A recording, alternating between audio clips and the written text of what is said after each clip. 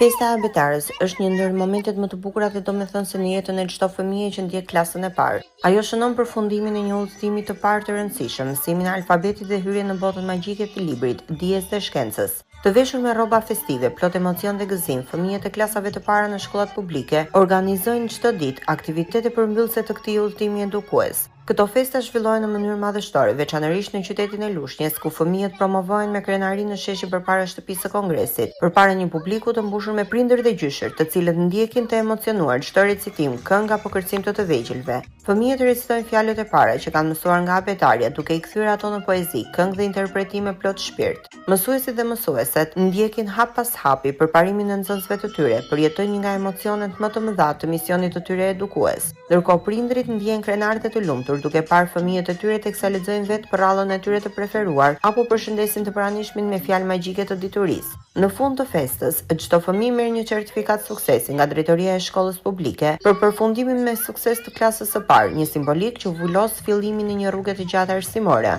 Festa e abetares nuk është thjesht një aktivitet shkollor, është një festë e zemrës, e arritjeve të para, e emocionit të parë të leximit dhe njohjes, një kujtim i paharrueshëm që mbetet përjetë në zemrat e fëmijëve, prindërve dhe mësuesve.